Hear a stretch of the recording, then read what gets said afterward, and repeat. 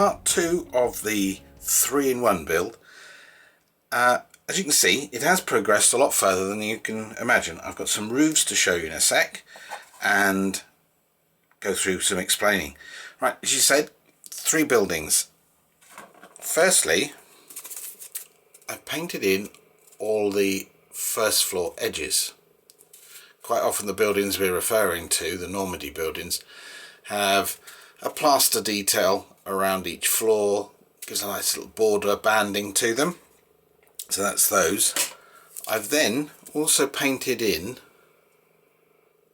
the base fronts and backs. There's just a black base coat, a grey and a little white highlight for so where the pavement edge would be as it meets the building, and that's just quickly dry brushed in. Now you can see the rest of the building hasn't majorly progressed far. These are all the walls. That's to do with the timber frame. But what you can see I've also done, because I'm going to work with papers on these and the window frames are white, I've painted those in before I paper them. Just means you're not fighting paper with wet paint or anything. That was done with a paint pen as a base coat. Very big white paint pen. Thick nib. And then I just dry brushed a little bit of white Model Maker's acrylic on those. All of those, they're ready to start wallpapering.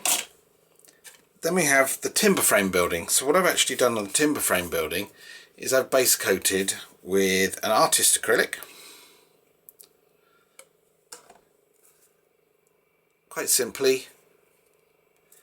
Now that is the timber frame base coat. I've also given it a bit of a terracotta-y sort of dry brush that you'll notice when we work through that one will make the timber frame zing a little bit.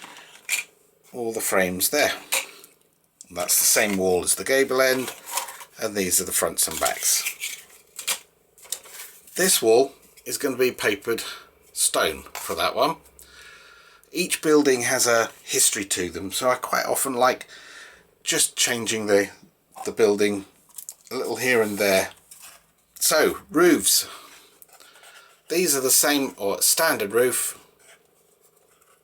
Quickly worked on. As you can see there, because one of the buildings is going to be brick, I've actually wrapped all the chimneys in a paper.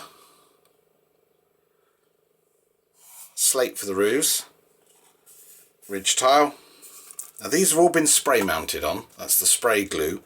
You can use permanent or a normal spray glue.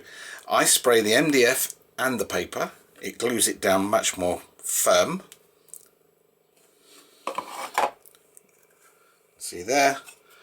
Just as a little change, because we're dealing with 3 buildings, 3 histories, I've got a little ridge tile there in terracotta tiles on the slate, or with a brick. Now, one thing you'll notice is quite often with the papers you'll get a little white edge. So all I'm doing now, I'll take this. This is like it's called a putty colour, slightly pink. I'm just going to take that. Maybe you saw that. The white edge just disappears. And what happens, because they're marker pens, these are the alcohol marker pens, they actually fade in.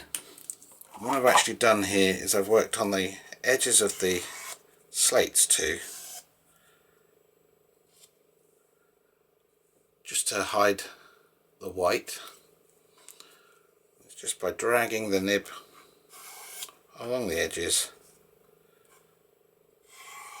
As I say, the pen will blend in.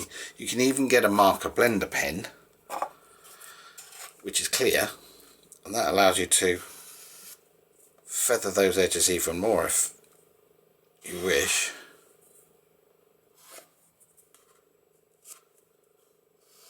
Right along. You can see it's just taking off the white highlight. If you use a ruler and the nib, because they come with 2 nibs. This is the brush version. There's another hard one. You could even just add a little detail there. later I will actually put in a warmer grey, a very light paler colour into there to weather in the brick to the roof.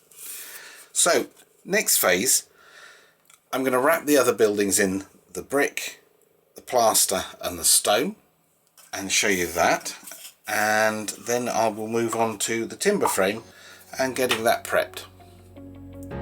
See you later. Bye.